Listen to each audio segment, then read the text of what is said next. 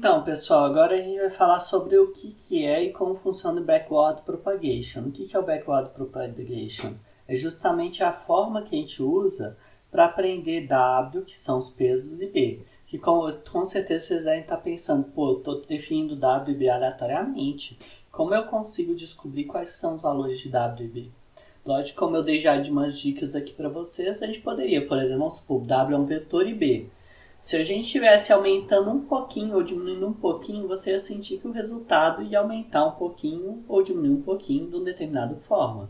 A gente poderia fazendo isso e vendo quanto que é o erro que deu, né? Que aí a gente vendo o erro, a gente ia ver se iria aumentar ou diminuir. A gente poderia fazer isso de acordo com uma diminuição de erro aleatoriamente, brincando até descobrir, ó, primeiro foi para a direção aumentando ou diminuindo. Mas a gente tem um gradiente justamente para saber disso a princípio. Você não precisa de aumentar aleatoriamente W e B. Você pode usar o algoritmo de gradiente descendente justamente para identificar se para aumentar e diminuir cada dimensão de W, que isso que vocês têm que pensar. A gente não tem o W, é um vetor, né? Então para você aumentar e diminuir, você está aumentando e diminuindo vários valores, né? E não é só um valor. Então é algo um pouco mais complexo, né? Então o que você faz? Você usa o gradiente, que é justamente isso. Você pega o W e diminui sobre o eta, que vai ser a nossa taxa de aprendizado, WD, que é a derivada do W em relação à função de perda. E da mesma forma o B. O B eu vou ter que subtrair um resultado que é o eta, que é a taxa de aprendizado, vezes o B, a derivada de B em relação à nossa função de perda. A nossa função de perda, a gente vai falar um pouquinho sobre a derivada dela. E esse eta aqui, né, nossa taxa de aprendizado, ela é um parâmetro do nosso algoritmo. Geralmente é um valor bem pequeno, né, que como eu disse para vocês, a gente tem que fazer uma taxa de aprendizado pequena, mas isso é um parâmetro, não tem, existem alguns valores que são valores ótimos para eles, enfim. Mas geralmente a gente faz isso na tunagem, a gente vai falar sobre isso numa das minhas próximas aulas aqui.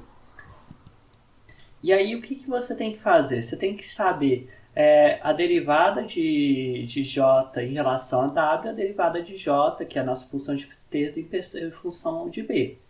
Mas o que acontece? O W, como que eu consigo, o que o J é? O J é em função de A e de Y, né? O resultado de A. O A é uma função de Z e o Z ele tem o W e B. Então, para eu calcular o JW, eu tenho que saber a derivada de dz, né, que é a derivada de J em relação a Z. E para eu calcular a derivada de J em relação a Z, eu tenho que calcular a derivada de J em relação a A.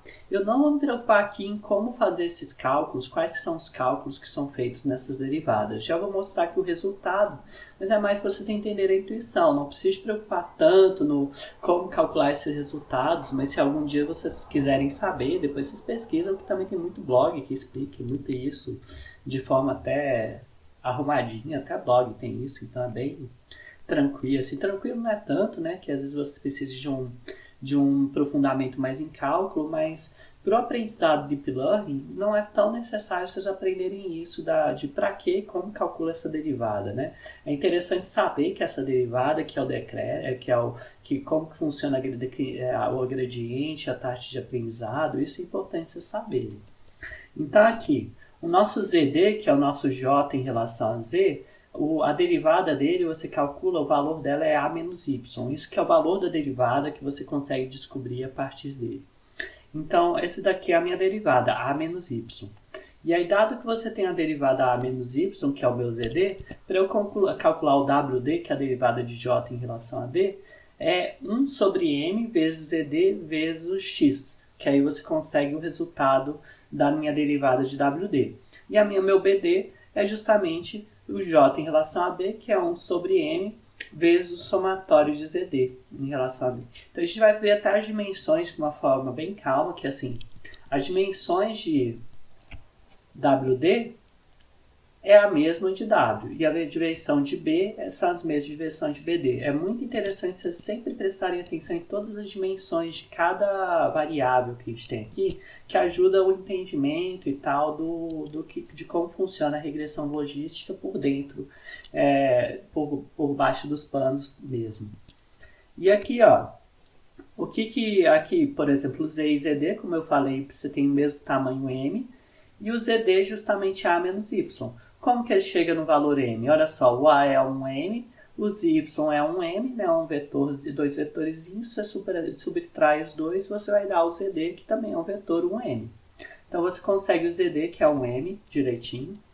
E aí você está querendo WWD também tem o mesmo vetor, o mesmo tamanho, F, né? Um vetor de F tá, posições, que é 1 sobre M vezes ZD, vezes multiplicando pela matriz X. E aí você fazendo essa multiplicação aqui, você vai conseguir WD. Então, assim que você faz os cálculos para as nossas derivadas.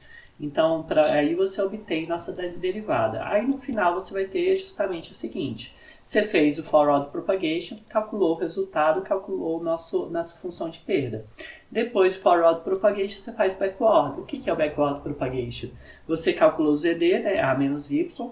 Depois você vai lá e calcula o BD e WD. E com isso a gente atualiza os pesos de que a gente gostaria. Então é assim, você conseguindo o BD e o WD no backward propagation, que é justamente essa parte de baixo aqui, você consegue calcular e descobrir qual que é o próximo peso que você vai usar. E assim você vai fazer justamente aquele caminhamentozinho que eu mostrei no começo dessa aula, que você vai tentando caminhar, mas nossa função de perda, até chegar no mínimo.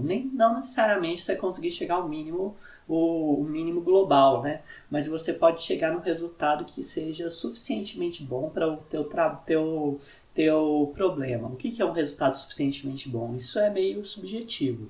Isso depende do teu problema, depende muito. É muita discussão que a gente teve nas aulas anteriores de você ter referenciais do que é bom para o teu problema e também como você vai avaliar, que também foi a aula passada que a gente falou um pouquinho da avaliação.